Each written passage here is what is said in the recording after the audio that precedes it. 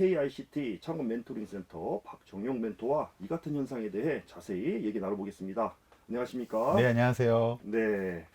먼저 KICT 창업 멘토링 센터 어떤 곳인지 소개 좀 부탁드립니다. 네, 재단법인 한국청년기업가정신재단이 있고요. 네. 저희가 10여 년 전에 국민들을 위해서 무료로 또 멘토링을 제공하거나 네. 또 교육을 제공하고 이제 이런 여러 가지 프로그램들을 제공하기 위해서 민간 공공 엑셀 차원에서 네. 저희가 KICT 창업 멘토링 센터를 만들었고요. 처음에 이름은 벤처 1세대 멘토링 센터였어요. 아, 네. 그러니까 이제 전국에 있는 벤처기업 선배들이 각각 모여서 멘토링 하던 그 문화가 이제 정부 지원하고 연결되면서 현재 제공되고 있습니다. 네. 멘토 뭐 이런 직함이 좀 낯설긴 한데요. 멘토와 멘티 이 개념의 멘토로 알면 될까요? 네네, 맞습니다. 멘토가 10여 년 전이죠. 이제 기업들에서 주로 선배가 후배들한테 이렇게 뭐 이렇게 입사하면 도와도 주고 네. 밥도 사주고 이제 그런 문화가 있었거든요. 컨설팅이나 코칭하고는 좀 다른 문화죠. 네. 이제 그리고 한국장학재단 쪽에서 이제 또 대학생들을 위해서 이런 멘토라는 용어를 썼어요. 네. 그 다음에 창업 지원 사업이 활성화되는 그 시점부터 그러면은 컨설팅이나 엑셀러레이팅이나 코칭하고는 좀 다른데 선배가 후배를 전문가들이 후배 어떤 기업들을 도와준다는 의미에서 네. 멘토라는 말을 쓰게 됐습니다. 네. 네. 멘토님께서는 어떻게 멘토가 되셨습니까? 네, 방금 이제 그 말씀 드린 셈인데 사실 저도 이제 대전에 지역의 이제 벤처 기업인이었고요. 이제 하고 이렇게 이 사업을 하고 있었어요. 그때는요. 하고 있는데 한 10여 년 전쯤에 정부에서 이런 일들을 하려고 하는데 벤처기업 협회 또 청년기업가 정신재단에서 네. 센터를 하나 만들어서 우리 후배 기업인들 도와주자. 그러니까 이게 사실 먼저예요. 네. 그 정부 지원 정책은 그 좀 시차가 좀 있습니다. 그래서 너무 좋다. 예, 그렇게 시작을 했고요. 대전 지역에서도 원래 지금 일자리경제진흥원이죠.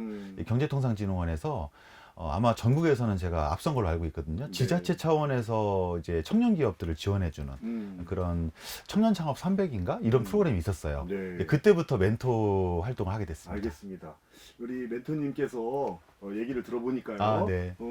국선 멘토 이런 닉네임이 있다고 하시는데 예, 무슨 의미입니까? 네, 그게 이제 많은 분들을 만나서 이제 제가 하는 일을 설명하기가 애매해요. 컨설팅 아니고, 그러니까 저희가 이제 유료로 직접 수당을 받는 게 아니니까, 아니면 투자를 전제로 하는 엑셀러레이터 아니고, 그런데 지금 앞에 설명드린 내용을 이렇게 표현하기가 애매하잖아요. 네네네. 다 설명하기도 어렵고, 그러니까 막 말이 빨라지지 않습니까? 막 네. 설명하려고 하니까 이 배경을.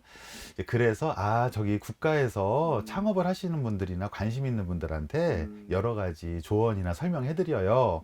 아마 변호사들 보면 로펌이 있고 네. 일반적으로 좀 도움을 드리는 국선 멘토가 있지 않습니까? 네. 이제 그런 식으로 표현했습니다. 알겠습니다. 네. 자, 오늘은요 폭넓게는 달라지고 있는 MZ세대의 직업관에 대해서 알아보고요. 그리고 세부적으로는 업의 형태 가운데 창업에 대한 얘기를 나눠보고 싶은데요. 네. 먼저 직업과 근무에 대한 인식이 많이 달라졌습니다. 이런 얘기하면 조금 조심스럽기는 한데 제가 대학에 다닐 때만 해도 대학을 졸업하면 회사에 들어가서 정년까지 다니는 거 네. 그게 당연했거든요. 근데 요즘은 이게 좀 변했죠. 네네. 예. 그렇죠. 사실 그때 저도 뭐 비슷한 세대였는데요. 근데 당연했던 이유가 그만큼 보장이 돼 있었기 때문에 그런 것 같아요.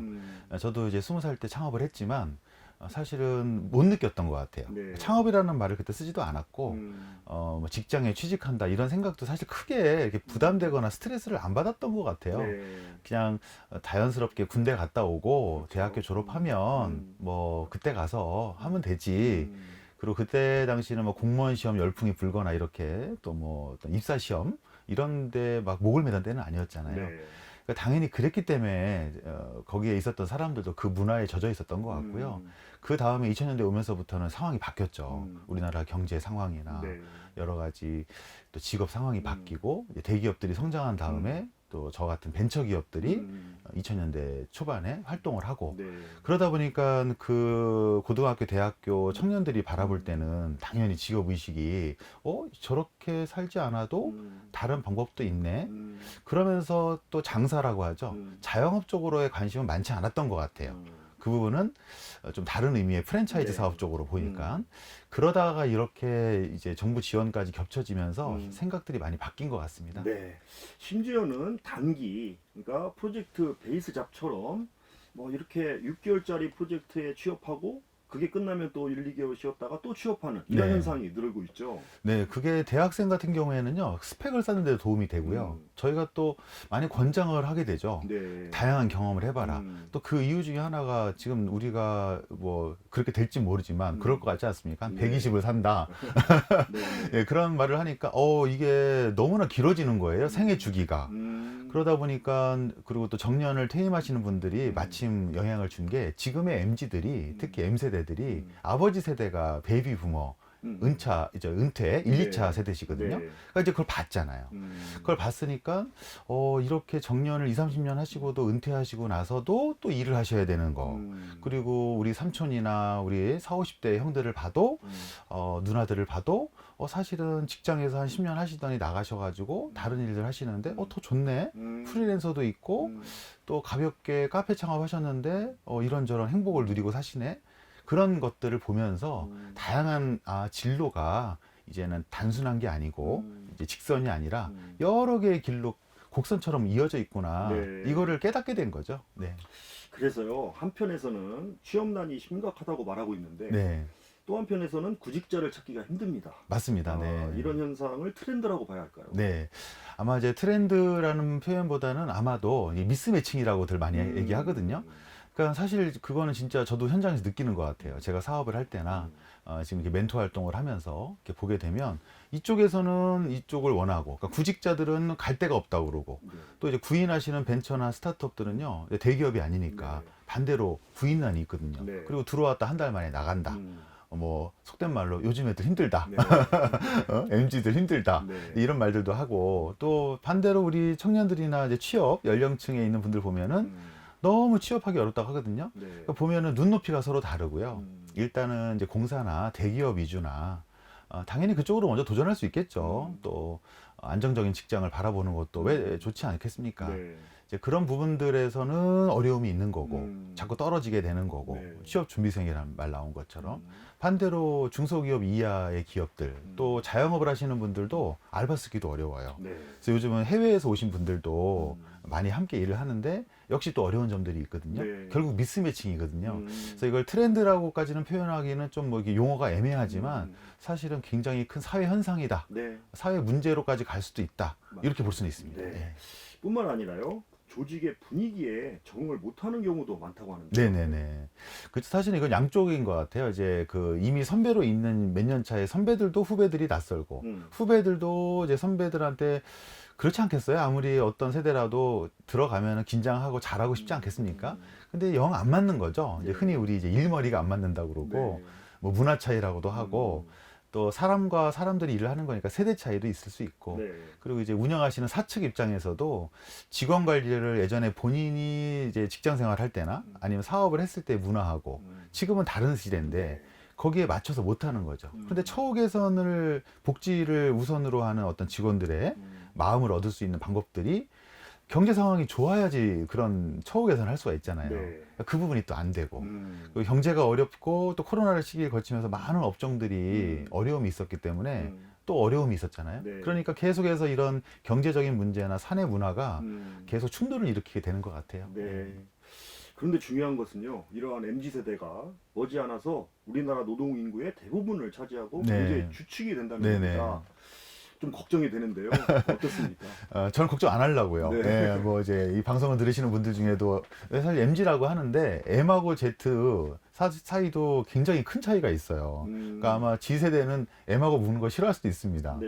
그리고 요즘은 또 그 다음 세대 2010년 이후는 알파 세대라고도 하고 네네. 이런 말들을 누가 만드는지 모르겠습니다만 그 다음에 또 세대 이름을 계속 붙이고 있거든요. 네. 그런데 이제 M 세대들은 주목을 해야겠죠. 30대들이시잖아요. 네네. 이제 그런 분들, 이제 40대들은 좀 이렇게 끼어 있기도 하고 네. 애매한 세대들 이제 논쟁들이 있는데 뭐 편의상 의미는 있습니다만 뭐 구애받을 필요는 없지만 네. 사실 저는 이제 말씀하신 거에 왜 걱정 안 하고 싶냐고 했냐면 모든 세대가 세대만의 특성과 또 열심히 살고 싶은 마음이 있고 그런 것이기 때문에 뭐 예전에 그랬다면서요. 저 원시 시대 동굴 벽화에도 요즘 애들은 버릇이 없다고 했다고. 그래서 네. 그런 식으로 자꾸 그게 사실일지라도 음. 그런 식으로 접근하면은 해결책이 안 나오고 네. 먼저 다가가는 노력을 선배들이 하고 사측이 하고 또 반대로 우리 후배님들도 꼰대꼰대 하잖아요. 네. 그러니까 이 논쟁에서 아마 꼰대라는 말이 더 유행이 된 것 같아요. 네. 그러니까 자꾸 꼰대꼰대 하는데 그렇게 자꾸 치부하기보다는 음. 그래도 나보다 경력 있는 사람을 좀 존중하는 꼭 네. 나이를 떠나서요. 그런 분들에게 좀 음. 내가 한번 귀 기울여보는 그런 화합의 자세가 필요할 것 같아요. 네. 어차피 같이 가야 돼요. 왜냐하면 그렇습니다. 인생이 너무 길어요. 음. 그래서 사업했던 사람은 또 연쇄 창업을 해야 되고 음. 또 자영업 하다가 창업할 수 있고 창업했다 다시 공부하러 갈 수 있고 네네. 또 취업했던 분들도 계속 2, 30년 취업만 할 가능성이 아까 말씀하신 것처럼 낮아요. 네. 분명히 직업을 여러 개 가질 가능성이 높거든요. 창업도 아마 거의 반드시 하실걸요? 그런 면에서 좀 같이 봐야 될 것 같아요. 창업 얘기 해주셨는데 자연스럽게 이제 창업에 대한 네. 이야기로 넘어가 보겠습니다. 국선 멘토님이시잖아요. 제가 만든 말이라. 네. 예, 국선 멘토님. 네. 창업이 무엇입니까? 사실 딱 말씀하시면 뭐 어떻게 대답을 하겠습니까? 제가 창업학, 뭐 경영학 책에서도 이렇게 뭐 비즈니스 모델이나 창업에 대해서 딱 정의하기가 쉽지가 않죠. 근데 그냥 저한테 물어보신 거니까 그냥 제 사업 경험이나 또 10여 년간 이른바 국선 멘토를 하면서 느낀 걸로 하자면 지금의 창업은 사업이나 장사의 개념으로 보시기보다 일단은 공부하는 학습하는 쪽으로 더 가깝게 보시는 게 좋아요. 실제 린 스타트업 이론이라는 게 있는데 네. 이제 그 이론들도 학습 이론에 가깝거든요. 그리고 이제 디자인 싱킹이라는 말도 있어요. 이제 그 말도 사실은 디자인적인 사고를 하면서 뭔가 고객이죠. 내가 생각하는 아이디어나 특화에만 빠져 있지 말고 내 경력이나 기술에만 빠져 있지 말고 한번 직장생활 하면서도 할 수 있는 거예요. 이 탐색은요. 그래서 내가 상상해서 가정하는 고객군을 일단 하나 선정하고 그들하고 만나고 그들하고 놀고 그들의 생각을 읽어보는 데서부터 시작하시는 게 한마디로 창의적인 어떤 일을 찾는다. 학습하는 과정이다. 네. 그래서 1인으로 시작하셔서 한 2, 3명 정도의 조직을 뭐 동호회 같은 거죠. 창업 동아리라고도 하는데요. 하게 되면 임시 조직이 되겠죠. 그러면 바로 개업식 하시거나 사업자 등록 내지 마시고 저희가 주로 하는 거는 예전에 그렇게 시작했잖아요. 네. 그러니까 무겁죠. 돈도 들고. 근데 그거보다는 먼저 약간 학원을 다닌다는 느낌으로 이렇게 사회생활의 학원? 그거를 창업으로 푸시는 게 전 좋을 것 같아요. 네. 창업은 사업이나 장사의 개념보다는 학습의 개념이다. 네, 고객을 아, 학습한다라고 네. 하는 게 요즘 시대의 정부 지원 정책하고도 맞물려 있어서 더 유리하시거나 편하실 것 같아요. 알겠습니다. 그럼 창업의 종류도 다양하죠. 아유, 너무 많죠.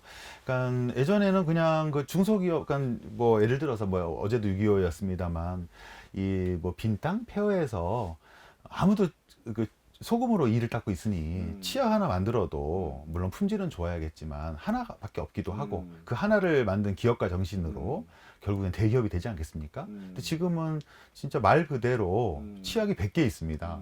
이 100개 있는 시대에 나도 하나 더 보태고 싶은 거 아니에요. 그러면 얼마나 고객에 대한 관점이 중요하겠습니까? 그러니까 이제는 잇몸질한 이 정도도 안 돼요. 왜냐하면 이제 대기업들도 잇몸질한 치약은 따로 만들거든요. 네.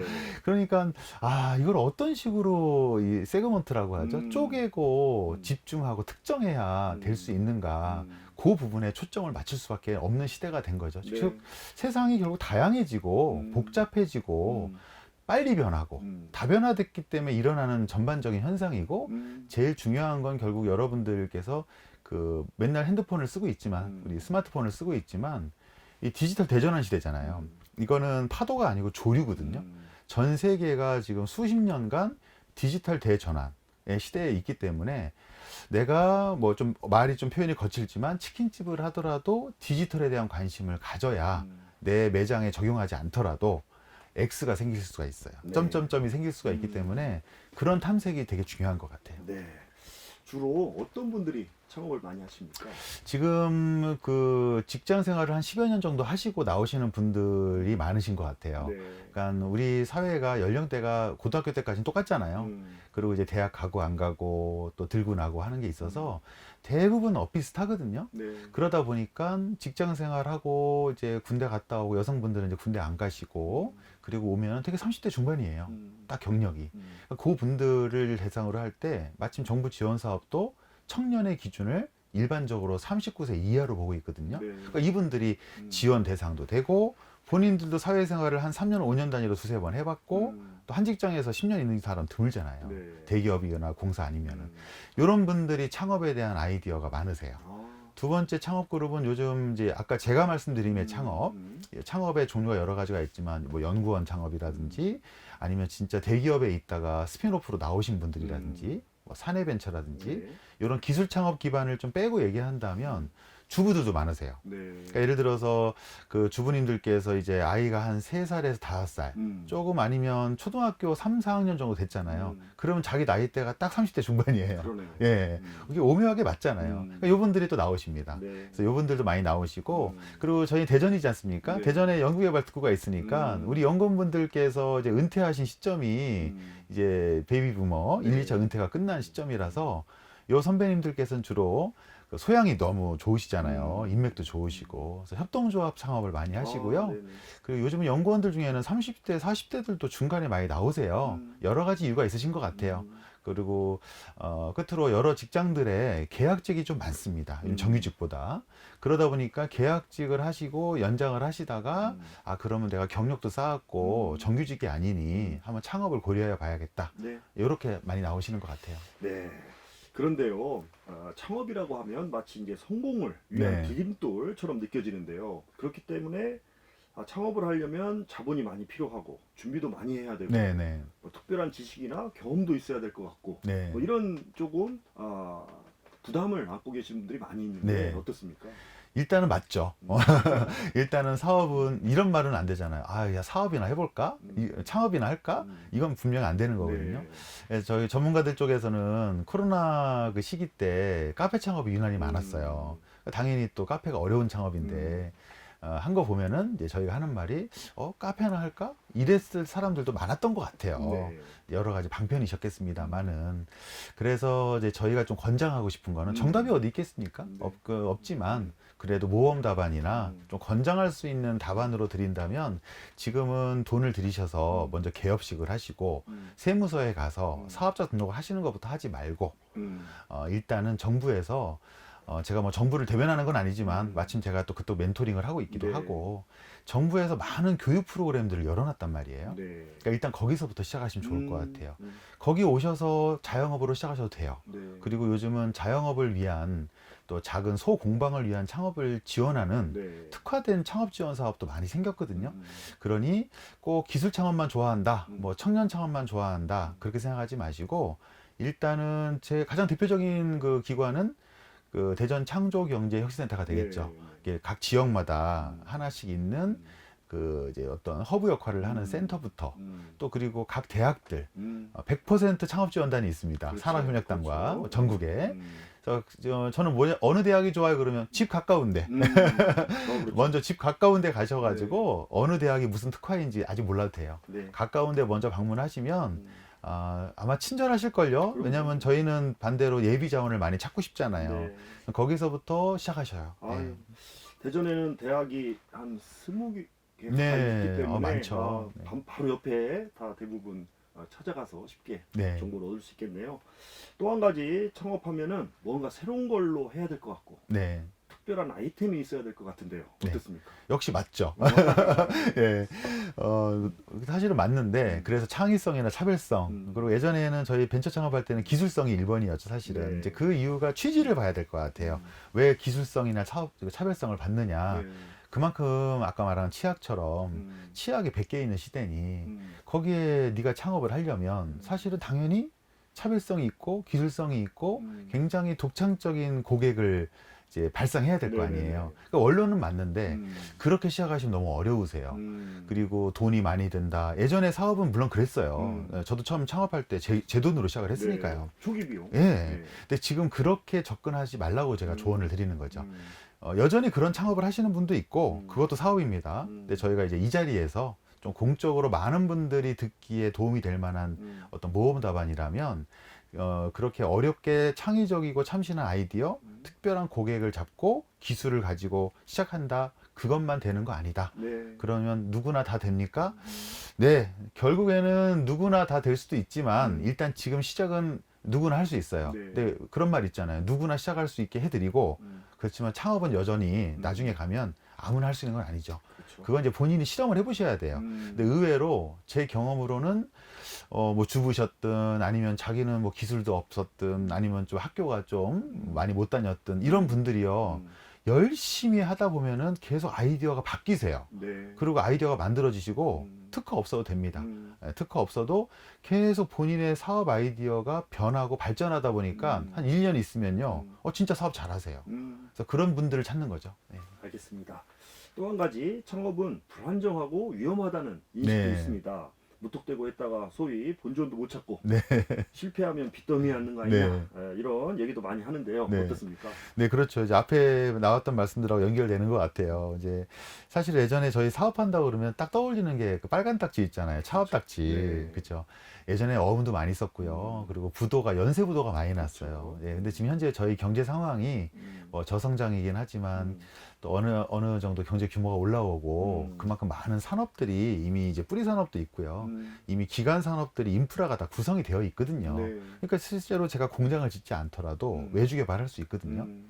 그러니까 이 외주 개발 업체를 잘 찾는 안목이 더 중요해진 거죠. 아. 그리고 흔히 코딩을 하지 못하더라도 코딩에 대한 소양은 있어야겠죠. 네. 있어야겠지만 내가 전문 개발자로서 정말 뛰어난 기술을 갖고 있지 않더라도 그 소양이나 기획력만 있으면 그런 사람들을 팀빌딩을 할 수 있지 않겠습니까? 네, 네. 그 안목이 더 중요하고 그런 네트워킹을 할 수 있는 부수적인 활동열이 더 중요해진 것 같아요.